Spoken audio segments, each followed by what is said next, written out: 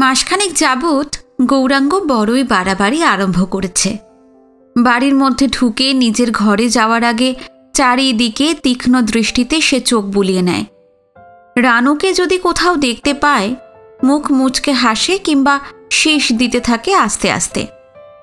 নিজের বারান্দায় পায়চারি করতে করতে গুনগুন করে গান গায়, চোখে চোখে রাখি হায় রে। রানু তাড়াতাড়ি নিজের ঘরে গিয়ে ঢোকে।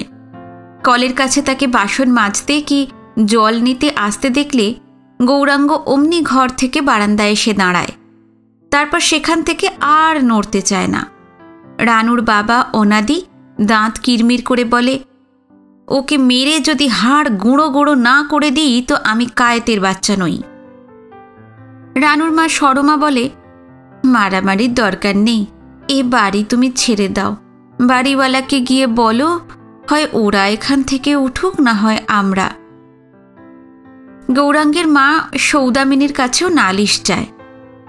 দিদি, ছেলেকে বলে দিও এটা ভদ্রলোকের বাড়ি, হাজার হোক ভদ্রলোকের ছেলে তো সেও, এ কি স্বভাব চরিত্র, আমরা হলে তো লজ্জায় মরে যেতাম। মনে মনে সৌদামিনীও লজ্জিত হয় না তা নয়, কিন্তু স্বীকার করলে ওরা আরও পেয়ে বসবে। তাই সৌদামিনী জবাব দেয়, কি জানি, লজ্জায় মরে যাওয়ার মতো তো কিছু দেখি না রানুর মা। পুরুষ ছেলে সারাদিন খেটে খুটে এসে হাত পা ছড়িয়ে একটু আয়েশ করবে, নিজের ঘরে বসে গলা খুলে গান গাইবে, তাতে যদি কারোর মহাভারত অশুদ্ধ হয় আমরা নাচার। মাঝখানে মাত্র কয়েক হাত উঠানের ব্যবধান। উত্তরের ঘর দুখানা রানুদের, আর দক্ষিণের ঘর দুখানা নিয়ে থাকে গৌরাঙ্গ আর তার মা। একখানা ঘরেই গৌরাঙ্গদের চলত, কিন্তু বাড়িওয়ালা কিছুতেই শুধু একখানা ঘর দিতে চায়নি। আর একখানা আবার কে নেবে? রানুকে তার মা বাবা সাবধান করে দিয়েছে, পারতপক্ষে সে যেন গৌরাঙ্গের সামনে কখনো না বেরোয়। রানুকে অবশ্য এ কথা বলে দেওয়া বাহুল্য, সে নিজে থেকেই সাবধান হয়ে চলে। গৌরাঙ্গের কাণ্ড দেখে তার কখনো বা রাগ, কখনো বা হাসি পায়। অনুরাগ মুহূর্তের জন্যও আসে না, আসবার কথাও নয়। কেবল রংটাই যা গৌরাঙ্গের ফর্সা, কিন্তু এই বয়সেই চোয়াল ভেঙেছে, চোখ দুটো কোটরগত, বিড়ি খেয়ে খেয়ে ঠোঁটের রং হয়েছে ঘন কৃষ্ণ। 10 আনি 6 আনি চুলের ছাঁট, ঠোঁটের ওপর গোঁফ রাখা সূক্ষ্ম রেখায়। এরপর একটা ছাই রঙের স্যুট পরে কাজে বেরোয়। যা চমৎকার দেখায় স্যুট পরলে ওই চেহারায়। শুধু বাইরের নয়, লোকটির মনের চেহারাও যে অমনি তা তার হাব ভাব আদব কায়দায় রানুর কাছে গোপন থাকে না। গৌরাঙ্গর প্রতিটি অঙ্গভঙ্গি, প্রতিটি পদক্ষেপ রানুর দৃষ্টিকে পীড়া দেয়, রুচিকে ক্লিষ্ট করে তোলে। আজই না হয় অবস্থা এমন হয়েছে, কিন্তু কমলাপুরের বনেদি চৌধুরী বংশের তো মেয়ে, এক ঘর জ্ঞাতি এখনো জমিদারি করছে গাঁয়ে। শুধু যে এক বাড়িতে থাকে তাই নয়, একই জায়গায় একই ইন্সপেকশন ডিপোতে কাজ করে অনাদি আর গৌরাঙ্গ, একই টুলস সেকশনে। সৈন্যদের ব্যবহার্য নানা রকম জিনিসপত্রের বাছাই হয় ডিপোর মধ্যে, 8টা থেকে 4টে। তাছাড়া ঘন্টা 2 করে প্রায়ই ওভারটাইম খাটতে হয়। সেদিন বাইরে থেকে শীষ দিতে দিতে ঢুকল গৌরাঙ্গ, আর অনাদি বিষণ্ণ মুখে ঘরে গিয়ে তক্তপোষে টান হয়ে পড়ল। রানু কাছে এসে বলল, কি হয়েছে বাবা? অনাদি বলল, গৌরাঙ্গের ইনক্রিমেন্ট হয়েছে। রানু চুপ করে রইল। তার মানে শুধু গৌরাঙ্গেরই হয়েছে? অনাদি বলল, আর শুধু ইনক্রিমেন্টই নয়, আমাদের সেকশনের হেড এক্সামিনারও করে দেওয়া হলো তাকে, এখন তার আন্ডারেই কাজ করতে হবে। আর আপনার? না, আমার হয়নি। কি করে হবে? আমি তো আর স্যুট পরে অফিসে যাইনি, সাহেব দেখলে ছোটাছুটি করে বেড়াইনি, অনবরত ভুল ইংরেজি আওড়াইনি তাদের সঙ্গে। তা না হলে কাজের লোক হলাম কিসে? শালুক চিনেছেন গোপাল ঠাকুর? সারা সেকশনটার মধ্যে গৌরাঙ্গই নাকি সবচেয়ে কাজের লোক। সাহেব আদর করে ওর পিঠ চাপড়ে দিয়ে গেলেন, আর মেম সাহেব এসেছিলেন বেড়াতে, তিনিও হেসে গালে টোকা দিয়ে গেলেন গৌরাঙ্গর। হ্যান্ডশেক করে বললেন, কংগ্র্যাচুলেশন। রানু কিছুক্ষণ চুপ করে থেকে বলল, আপনার আর দরকার নেই ওখানে কাজ করার, ওরকম চাকরি আরও কত জুটবে। কিন্তু আরও কিছুদিন পরে একদিন রাত্রে মা বাবার মৃদু আলাপ শুনে রানু অবাক হয়ে গেল। অনাদি বলছে, ওকে খুশি না রাখলে ইনক্রিমেন্ট কোনো কালেই হবে না, ওই তো প্রথম রেকমেন্ড করবে। আর তাছাড়া সাহেবরা সত্যিই ওকে খাতির করে, শিগগিরই বোধ হয় ও সুপারিনটেন্ডেন্ট হয়ে যাবে। অমন দেখলে কি হবে, স্বয়ং অফিসার ইনচার্জের সঙ্গে ওর দহরম মহরম। ওকে বলে প্রমথকেও ঢুকিয়ে দেওয়া যাবে অফিসে। বছর 14 বয়স হলো তো প্রমথর, এবারেও তো ফেল করলো 4th ক্লাসে। পড়াশুনো যাবা হবার হয়েছে। প্রথমে না হয় লেবারের হিসেবেই ঢুকুক, মাসে অন্তত 30টা টাকা তো পাবে, তারপরে তো অ্যালাউন্স আছে। মেয়ের বয়সও তো কম হয়নি, বছর 18 হলো না এবার। সরমা বলল, বৈশাখে 19-এ পড়েছে, কিন্তু গৌরাঙ্গর স্বভাব চরিত্রটা একটু কেমন ঠেকে নাকি? অনাদি বলল, পুরুষের আবার স্বভাব চরিত্র, বিয়ে করলেই সব ঠিক হয়ে যাবে, দেখে নিও। আর তাছাড়া ওই রকমই চাই আজকাল, বুঝলে। ফাজিল ফক্কর হতে না পারলে এ যুগে তো ভাত নেই। আর ভাবসাব দেখে বুঝতে পারো না, দুজনের মধ্যে বেশ একটা ভালোবাসাও হয়েছে। আজকালকার এই তো নিয়ম, ভালোবাসার পরেই বিয়ে হয়। প্রতিবাদ নিষ্ফল, এমন সুযোগ আর মিলবে না। গৌরাঙ্গর কোনো দাবি দেওয়াও নেই, কোনো খরচপত্রের মধ্যে যেতে হবে না। শুধু শাখায় সিঁদুর দিয়ে মেয়ে কেউ পার করতে পারে না কি আজকাল? তাও এমন চাকুরে জোয়ান বয়সের ছেলে, এমন নয় যে বুড়ো দোজবরে বর। কিছু না করেও 100-2 টাকা খরচ হয়ে গেল অনাদির। যাক, এই 200 টাকা উঠে আসতে দেরি হবে না যদি কৃপা হয় গৌরাঙ্গর। বাসর ঘরে গৌরাঙ্গ বলল, বাপরে কি সূচিবাই ছিল তোমার বাপ মার, একটু হাসলে দোষ, একটু তাকালে দোষ। তারপর হাত ধরে রানুকে নিজের কাছে টেনে নিয়ে বলল, এখন আর কিছুতে দোষ নেই, কি বলো, আছে নাকি? না।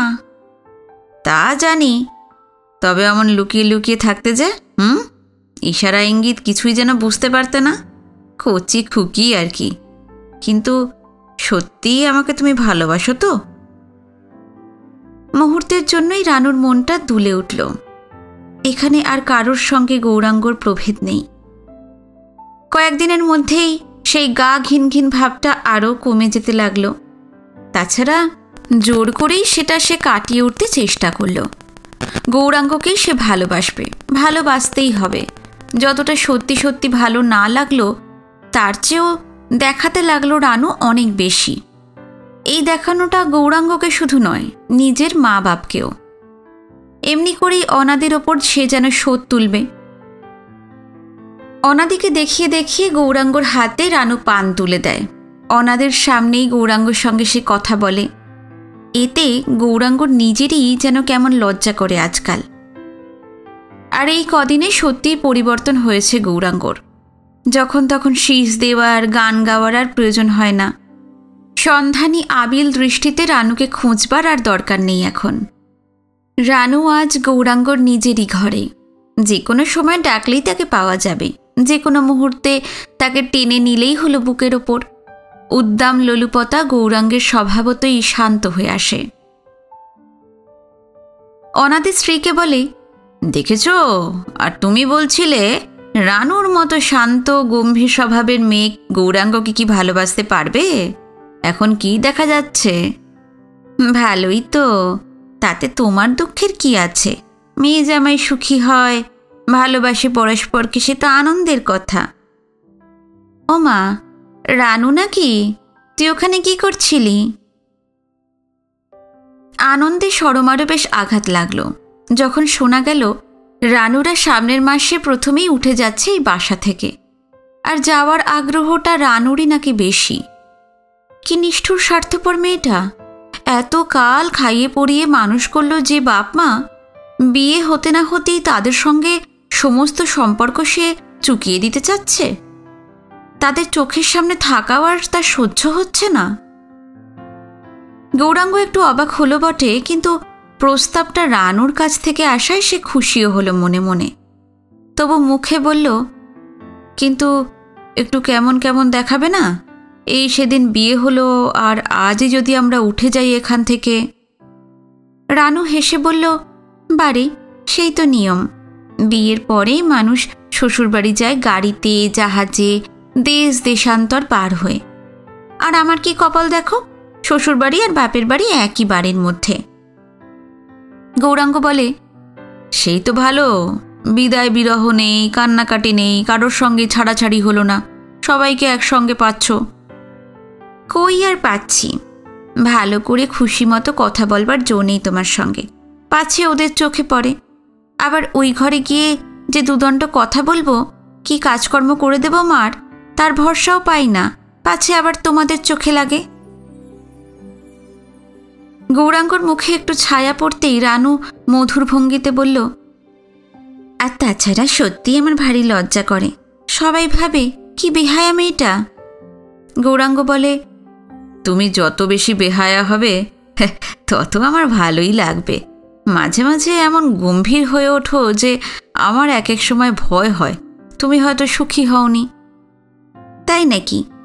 বিয়ের পরও তোমার আজকাল ভয় হয় নাকি? আগে তো কোনো ভয়ের লক্ষণ দেখতাম না। পারো তো জোর করে ও ঘর থেকে আমাকে ছিনিয়ে নিয়ে আসো, এমনিই ছিল ভাব। কিন্তু এরই মধ্যে তুমি রীতিমতো ভীতু আর শান্ত হয়ে উঠেছ, আর আমি ঠিক উল্টো। তোমার স্বভাব আমি পাচ্ছি, আর আমার স্বভাব তুমি। শুধু মালা বদল নয়, সঙ্গে সঙ্গে স্বভাবও বদল হলো নাকি বিয়ের পর? গৌরাঙ্গ বলল, দেখো আমার কিন্তু বিশেষ অসুবিধা হচ্ছে না, ভালোই লাগছে শ্বশুর শাশুড়িকে, কিন্তু সবচেয়ে বিশ্রী লাগে যখন ওরা তোমাকে টগরি বলে ডাকেন। আর তোমার মা তোমাকে যখন গেরো বলেন, তখন বুঝে শুনতে খুব ভালো লাগে আমার।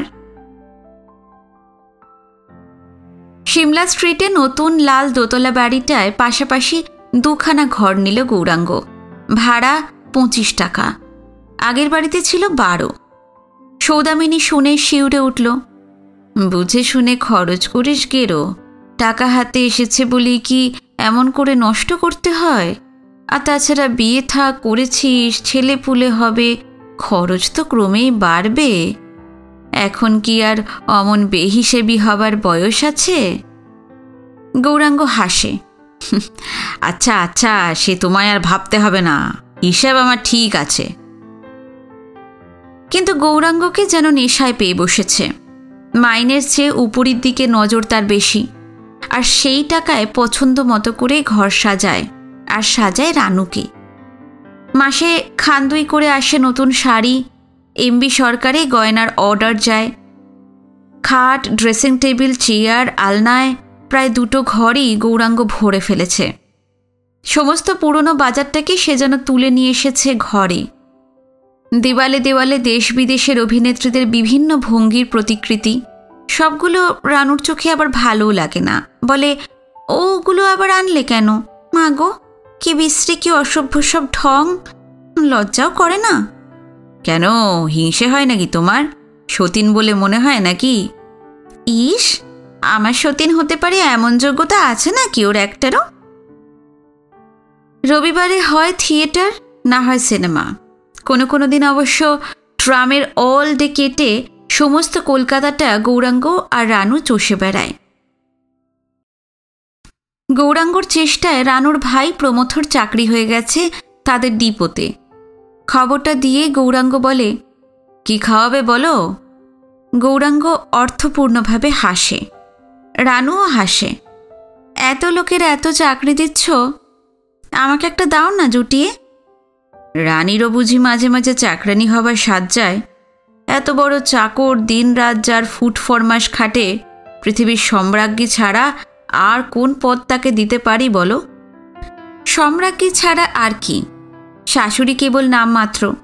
ঘরের সমস্ত কর্তৃত্ব গৌরাঙ্গ তার হাতে তুলে দিয়েছে। কারোর সংসারে এখন আর বোঝা হয়ে নেই রানু। এখানে তাকে না হলেই বরং গৌরাঙ্গর এক মুহূর্ত চলে না। তার সামান্য একটু মাথা ধরলে গৌরাঙ্গর মনে উৎসাহ থাকে না। কোনোদিন একখানা ময়লা শাড়ি তাকে পরতে দেখলে সমস্ত পৃথিবীর রং গৌরাঙ্গর কাছে বিবর্ণ হয়ে যায়। শুধু মাইনের কটা টাকায় যে এমন রাজার হালে কেউ থাকতে পারে না তা রানু বোঝে। প্রথম প্রথম তার মনে কেমন একটু খচখচ করত চিন্তাটা, কিন্তু গৌরাঙ্গ তাকে বুঝিয়ে দিয়েছে এতে কোনো দোষ নেই। কোনো গরিব অনাথের সর্বনাশ তো আর সে করছে না। একদিকে বড় বড় কোম্পানি যারা যুদ্ধের বাজারে হঠাৎ লাল হয়ে উঠেছে, আর একদিকে সরকার। 200 টাকা মারলে কোনো পক্ষকেই পথের ভিখিরি করা হবে না। যুদ্ধ জয় করতে হলে কি আর খরচের দিকে অত কড়া নজর রাখলে চলে? সেদিন লাইট হাউসে একটি ইংরেজি বই দেখতে গেল গৌরাঙ্গ আর রানু।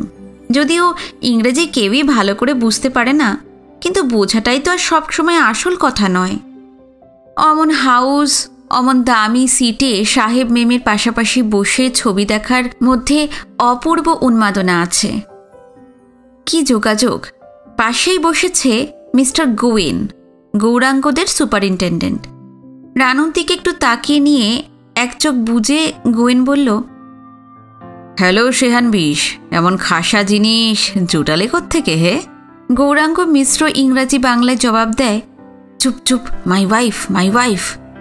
বটে, বেশ বেশ, আলাপ করিয়ে দাও না। ভেরি সরি, একেবারেই ডাম্প ক্রিচার, কথা বলতে পারে না। না হলে তোমার সঙ্গে আলাপ করিয়ে দেব, তাতে বাধা কি? গোয়েন হাসে, সত্যি? কিন্তু বোবাদের কি করে কথা বলাতে হয় আমি জানি। গোয়েন জাতে ইহুদি, 2-3 পুরুষ আছে কলকাতায়। বাঙালিদের সঙ্গে কাজ করে 2-4 পদ বাংলাও বেশ বলতে পারে। দারুণ চৌখস লোক, ডাইনে বাঁয়ে ঠিক রাখে। রেস, ওয়াইন, ওম্যান, আর জমার ঘরে জাল, জুয়াচুরি, ঘুষ। প্রয়োজন হলে ঘুষ চালাবার জোরও আছে কবজিতে। গৌরাঙ্গের এক ধাপ উপরে তার পদ, কিন্তু তার সঙ্গে সহকর্মীর মতোই ব্যবহার করে। বখরার আধা আধি না হলেও 4-6 আনি অংশ গৌরাঙ্গকে সে দেয়। কিন্তু অন্য ব্যাপারে গোয়েনের অতখানি কার্পণ্য নেই। আমোদ প্রমোদের খরচ গোয়েন সম্পূর্ণ নিজেই যোগায়।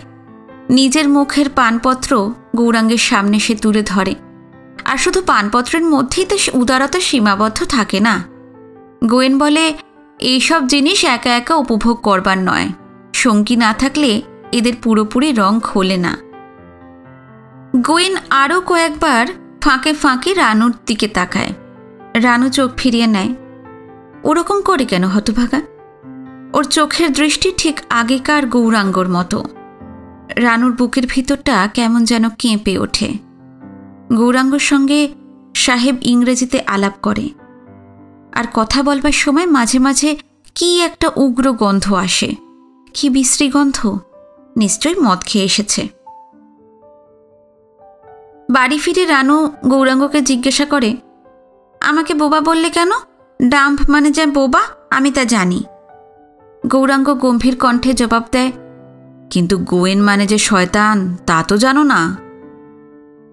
গৌরাঙ্গ অবশ্য ভালো করেই জানে, কিন্তু জানলেই কি আর সবসময় মানতে পারা যায়? না মানবার কথা মনে থাকে? তাছাড়া মানেও কি আর কথা বদলায় না যখন শয়তান আধা আধি বখরা দিতে চায় ভালো মানুষকে? Ground sheet suppliers Mitter and Majumdar কোম্পানির সঙ্গে পাকাপাকি বোঝাপড়া করে গোয়েন তাকে তাদের আড্ডায় টেনে নিয়ে যায়। গৌরাঙ্গ বলে, না না ভাই, ওদিকে আর না, আমার ওয়াইফ অপেক্ষা করছে। গোয়েন হাসে, আরে সে তো করবেই, কিন্তু স্যাক্রিফাইসটা আমার মনে রেখো, তুমি বড় অকৃতজ্ঞ। পাগল, তোমার কাছে চিরকাল আমি কৃতজ্ঞ হয়ে থাকব, সত্যি। কিন্তু শুধু মানুষের কৃতজ্ঞতার ওপর ভরসা করবার মতো লোক তো নয় গোয়েন। নির্দিষ্ট দিনে ডিপোতে সে উপস্থিত থাকে না, কিন্তু গৌরাঙ্গর জন্য তার ফাঁদ তৈরিই থাকে। তারপর গৌরাঙ্গকে একদিন খুব অস্থিরভাবে বাড়িতে ফিরতে দেখা যায়। রানু বলল, কি হয়েছে, অমন করছো কেন? না, অমন করব কেন? তোমার আর কি, পায়ের ওপর পা তুলে বসে খাবে, আর কিছুদিন কেবল ঘানি ঘুরিয়ে আসতে হবে আমাকে? কি যা তা বলছো? মানে ঘানি ঘোরাতে হবে কেন? শুধু আজই নয়, কদিন যাবতই গৌরাঙ্গ এমন অন্যমনস্ক। প্রায়ই চমকে ওঠে আর ঘুমের ঘোরে ঘানি ঘানি বলে চিৎকার করে। অনেকক্ষণ বসে বসে গৌরাঙ্গ ভাবে, ঘানি তাকে ঘুরাতে হয় না যদি গোয়েনের কথায় সে রাজি হয়ে যায়। মাত্র একদিনের জন্য যদি সেও দেয় আধা আধি বকরা। সত্যি ঘানি তাকে কেন ঘুরাতে হবে? কি এসে যাবে, কেই বা জানবে। আর এই বিপদ থেকে আপাতত যদি রক্ষা পাওয়া যায়, গোয়েনকে সেও পরে দেখে নিতে পারবে। তাই তো মিছিমিছি ঘানি ঘোরাতে যাবে সে কোন দুঃখে? রানু আবার জিজ্ঞাসা করে, কি গো, কি হয়েছে বলো না। না না, কিছু না, আমি তোমাকে এমনি ঠাট্টা করছিলাম। তাই বলো? আমার তো বাপু বুকের মধ্যে ঢিপ ঢিপ করছিল। পাগল? ভালো কথা, সেই দিনে সেই গোয়েন সাহেবকে তোমার মনে আছে? সেই যে সুন্দরপানা সাহেব, একসঙ্গে বসে আমরা সিনেমা দেখলাম সেদিন। হ্যাঁ, কি? সে কাল সন্ধে আসবে আমাদের এখানে চা খেতে। আমাদের এখানে? বলো কি? তুমি তো বললে লোকটা শয়তান। তুমি বলেছিলে না সেদিন? আর ওই লোকের চোখের দৃষ্টি আমার ভালো লাগেনি। আরে ঠাট্টা করছিলাম, আসলে আমার খুব বন্ধু লোক। আসবে, চাটা খাবে, গল্পগুজব করবে, চলে যাবে। চমৎকার আলাপি, দারুণ ফুর্তিবাজ। এই দোষের মধ্যে একটু ফাজিল আর কি, কিন্তু অমন ফাজিল ফক্কর হতে না পারলে তো আজকালকার দিনে চলে না, বুঝলে? অনাদির কণ্ঠই শুধু নয়, তার মুখের আদলও যেন দেখা যাচ্ছে গৌরাঙ্গর মুখে। আস্তে আস্তে সব কিছু বুঝতে পারে রানু, সব বোধগম্য হয়। এক দৃষ্টিতে কিছুক্ষণ তাকিয়ে থাকে সে স্বামীর দিকে, তারপর অদ্ভুত বিবর্ণ হেসে বলে, তুমি কি চাইছো তা আমার আগেই বোঝা উচিত ছিল।